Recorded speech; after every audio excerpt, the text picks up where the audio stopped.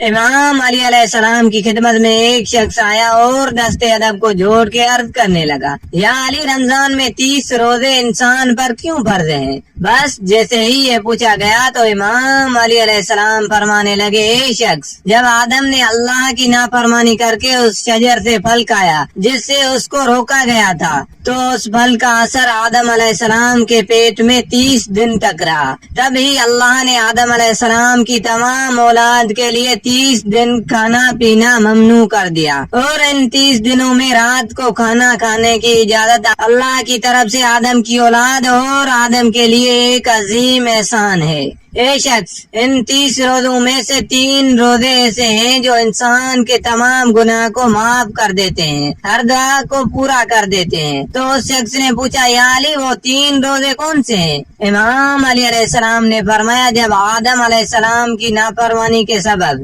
اللہ نے آدم کو زمین پر بھیج دیا تو وہ دھاروں قطار رویا کرتا تھا، یہاں تک کہ ان کا پورا جسم سیاہ ہو گیا، اور جب اللہ نے انہیں معاف کیا تو فرمایا، اے آدم، چاند کی 13ویں تاریخ کا روزہ رکھ۔ اللہ کے نبی آدم علیہ السلام نے جیسے ہی چاند کی 13ویں تاریخ کا روزہ رکھا، دن کو بھوکا رہے اور سورج غائب ہونے کے بعد کھانا کھایا تو اللہ کے کرم سے آپ کے جسم کا تیسرا حصہ سفید ہو گیا۔ پھر جب 14ویں کا روزہ رکھا تو آپ کے جسم مبارک کا دوسرا حصہ بھی سفید ہو گیا، اور جب 15ویں کا روزہ رکھا تو آپ کا پورا جسم اللہ کے فضل و کرم سے نور کی مانند چمکنے لگا۔ یاد رکھنا، جو انسان اللہ کے قریب ہونا چاہتا ہے وہ رمضان کے 30 روزے رکھے، اور جو انسان اپنے گناہوں کی معافی چاہتا ہے، اپنی ہر دعا اللہ کی دربار میں پہنچانا چاہتا ہے تو وہ 13ویں، 14ویں اور 15ویں کا روزہ رکھ کر اللہ سے دعا مانگے۔ جو انسان یہ 3 روزے مسلسل رکھ کے اللہ کی دربار میں دعا مانگتا ہے تو اللہ بغیر کسی رکاوٹ کے اس انسان کی دعا فوراً قبول کر دیتا ہے۔